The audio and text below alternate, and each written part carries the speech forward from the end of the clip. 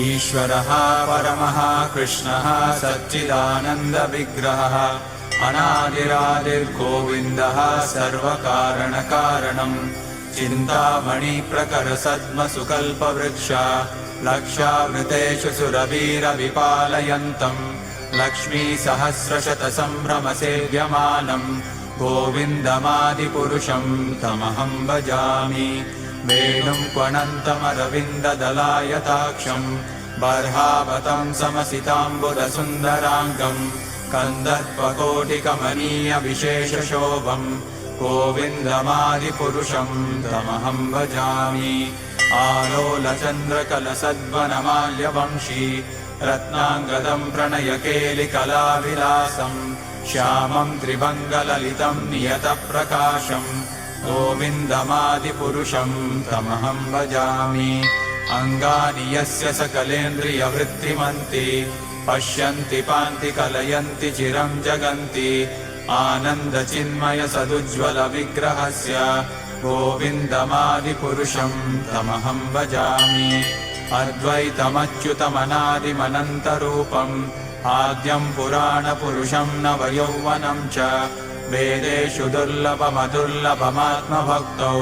गोविन्दमादिपुरुषं तमहं भजामि।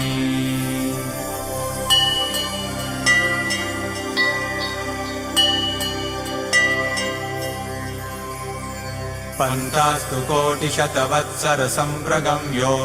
वायोरथापि मनसो मुनिपुङ्गवानां सोऽप्यस्ति यत्प्रपदसिम्न्यविचिन्त्य तत्त्वे गोविन्दमादिपुरुषं तमहं भजामि। एकोऽप्यसौ रचयितुं जगदण्डकोटिं यच्छक्तिरस्ति जगदण्डचयायदन्तः अण्डान्तरस्थपरमाणुचयान्तरस्थं गोविन्दमादिपुरुषं तमहं भजामि। यद्भावभावितधियो मनुजास्तथैव सम्प्राप्य रूपमहिमासनयानभूषाः सूक्तैर्यमेव निगमप्रतितैस्तुवन्ति गोविन्दमादिपुरुषं तमहं भजामि। आनन्दचिन्मयरसप्रतिभाविताभिः ताभिर्य एव निजरूपतया कलाभिः गोलोक एव निवसत्यखिलात्मभूतो गोविन्दमादिपुरुषं तमहं भजामि। प्रेमाञ्जनच्चुरितभक्तिविलोचनेन सन्तः सदैव हृदयेषु विलोकयन्ति यं श्यामसुन्दरमचिन्त्य गुणस्वरूपं गोविन्दमादिपुरुषं तमहं भजामि।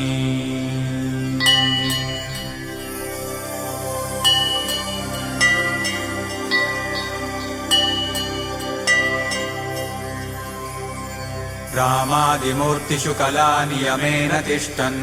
नानावतारमकरोत् भुवनेषु किन्तु कृष्णः स्वयं समभवत् परमः पुमान्यो गोविन्दमादिपुरुषं तमहं भजामि। यस्य प्रभा प्रभवतो जगदण्डकोटि कोटिष्वशेषवसुधादिविभूतिभिन्नं तद्ब्रह्म निष्कलमनन्तमशेषभूतम् गोविन्दमादिपुरुषं तमहं भजामि। माया हि यस्य जगदण्डशतानि सूते त्रैगुण्यतद्विषयवेदवितायमाना सत्त्वाबलं विपरसत्त्वं विशुद्धसत्त्वं गोविन्दमादिपुरुषं तमहं भजामि। आनन्दचिन्मयरसात्मतया मनस्सु यः प्राणिनां प्रतिफलं स्मरतामुपेत्य लीलायितेन भुवनानि जयत्यजस्रं गोविन्दमादिपुरुषं तमहं भजामि। गोलोकनाम्नि निजधाम्नि तले च तस्य देवी महेश हरिधामसुतेषु तेषु ते प्रभावनिचया विहिताश्च येन गोविन्दमादिपुरुषं तमहं भजामि।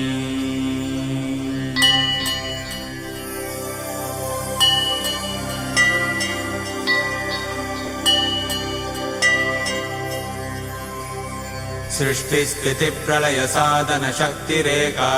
छायेव यस्य भुवनानि बिभर्ति दुर्गा इच्छानुरूपमपि यस्य च चेष्टते सा गोविन्दमादिपुरुषं तमहं भजामि।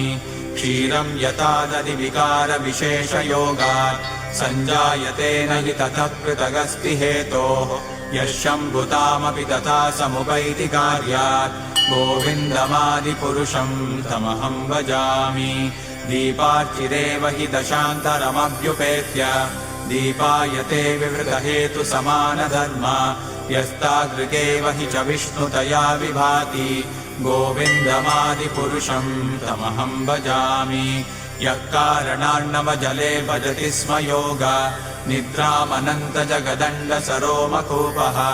आधारशक्तिमवलम्ब्य परां स्वमूर्तिं गोविन्दमादिपुरुषं तमहं भजामि यस्यैकनिश्वसितकालमतावलम्ब्य जीवन्ति लोमविलजा जगदण्डनाथाः विष्णुर्महान् स इह यस्य कलाविशेषो गोविन्दमादिपुरुषं तमहं भजामि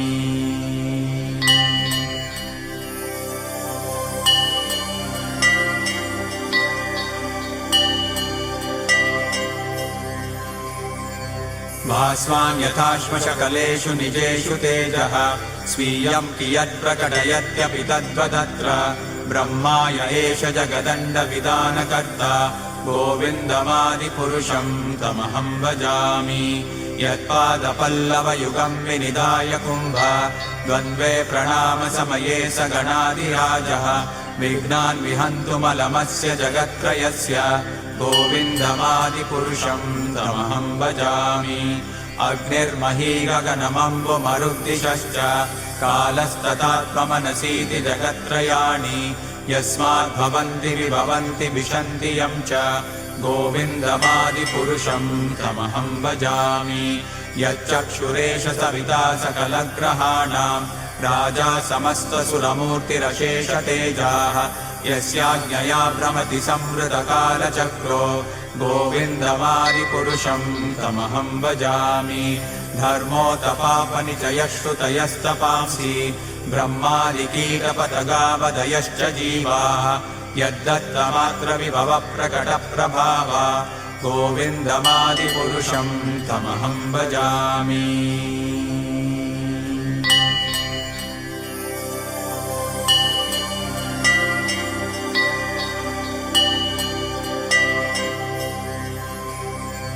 यस्त्विन्द्रगोपमतवेन्द्रमहोत्स्वकर्म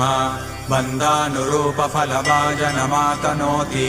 कर्माणि निर्दहति किन्तु च भक्तिभाजां गोविन्दमादिपुरुषं तमहं भजामि यं क्रोधकामसहजप्रणयादिवीति वात्सल्यमोहगुरुगौरवसेव्यभावैः सञ्चिन्त्य तस्य सदृशीं तनुमापुरेते गोविन्दमादिपुरुषं तमहं भजामि श्रियः कान्ताः कान्तः परमपुरुषः कल्पतरवो द्रुमा भूमिश्चिन्तामणिगणमयीतोऽयममृतं कथागानं नाट्यं गमनमपि वंशीप्रियसखी चिदानन्दं ज्योतिः परमपि तदास्वाद्यमपि च स यत्र क्षीराब्धिः स्रवति सुरभिभ्यश्च सुमहान् निमेषाद्वाक्यो वा व्रजति न हि यत्रापि समयः भजे श्वेतद्वीपं तमहमिह गोलोकमिति यं विदन्तस्ते सन्तक्षितिविरलचारा कतिपये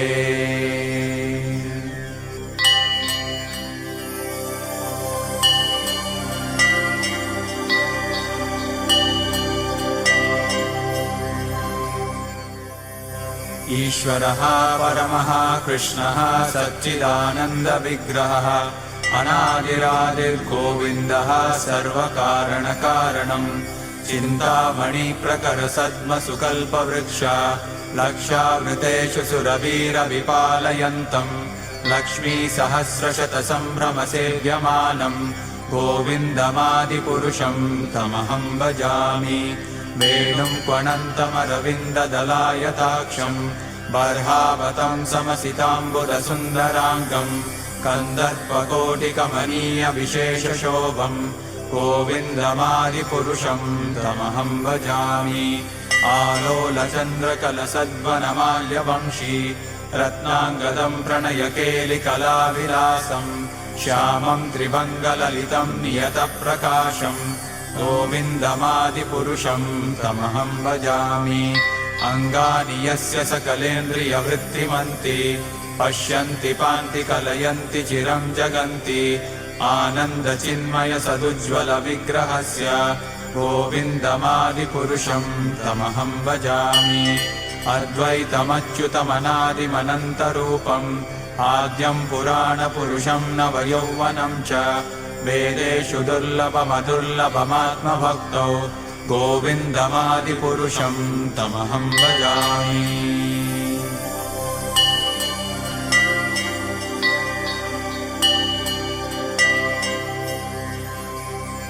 पन्तास्तु कोटिशतवत्सरसम्प्रगम्यो वायोरथापि मनसो मुनिपुङ्गवानां सोऽप्यस्ति यत्प्रपदसिम्न्यविचिन्त्य तत्त्वे गोविन्दमादिपुरुषं तमहं भजामि एकोऽप्यसौ रचयितुं जगदण्डकोटिं यच्छक्तिरस्ति जगदण्डचयायदन्तः अण्डान्तरस्थपरमाणुचयान्तरस्थं गोविन्दमादिपुरुषं तमहं भजामि यद्भावभावितधियो मनुजास्तथैव सम्प्राप्य रूपमहिमासनयानभूषाः सूक्तैर्यमेव निगमप्रतितैस्तुवन्ति गोविन्दमादिपुरुषं तमहं भजामि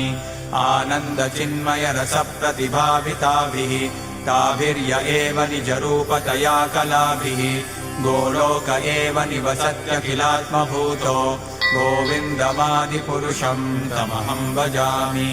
प्रेमाञ्जनच्चुरितभक्तिविलोचनेन सन्तः सदैव हृदयेषु विलोकयन्ति यं श्यामसुन्दरमचिन्त्य गुणस्वरूपं गोविन्दमादिपुरुषं तमहं भजामि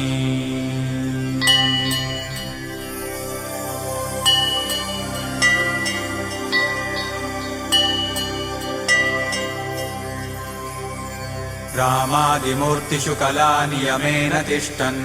नानावतारमकरोद्भुवनेषु किन्तु कृष्णः स्वयं समभवत् परमः पुमान्यो गोविन्दमादिपुरुषं तमहं भजामि यस्य प्रभा प्रभवतो जगदण्डकोटिकोटिष्वशेषवसुधादिविभूतिभिन्नं तद्ब्रह्मनिष्कलमनन्तमशेषभूतं गोविन्दमादिपुरुषं तमहं भजामि माया हि यस्य जगदण्डशतानि सूते त्रैगुण्यतद्विषयवेदवितायमाना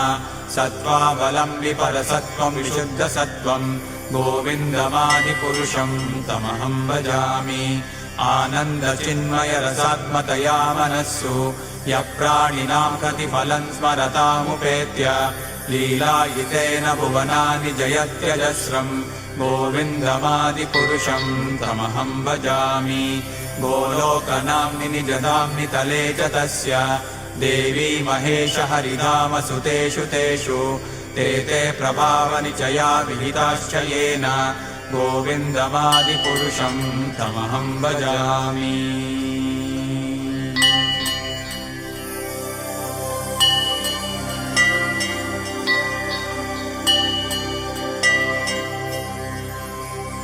सृष्टिस्थितिप्रलयसाधनशक्तिरेका छायेव यस्य भुवनानि बिभर्ति दुर्गा इच्छानुरूपमपि यस्य च चेष्टते सा गोविन्दमादिपुरुषं तमहं भजामि क्षीरं यथा दधिविकारविशेषयोगात् सञ्जायते न हि ततः पृथगस्ति हेतोः यः शम्भुतामपि तथा समुपैति कार्यात् गोविन्दमादिपुरुषं तमहं भजामि दीपार्चिरेव हि दशान्तरमभ्युपेत्य दीपायते विवृतहेतुसमानधर्मा यस्तादृगेव हि च विष्णुतया विभाति गोविन्दमादिपुरुषं तमहं भजामि यः कारणान्नवजले भजति स्म योगा निद्रामनन्तजगदण्डसरोमकूपः आधारशक्तिमवलम्ब्य परां स्वमूर्तिं गोविन्दमादिपुरुषं तमहं भजामि यस्यैकनिश्वसितकालमतावलम्ब्य जीवन्ति लोमविलजा जगदण्डनाथाः विष्णुर्महान् स इह यस्य कलाविशेषो गोविन्दमादिपुरुषं तमहं भजामि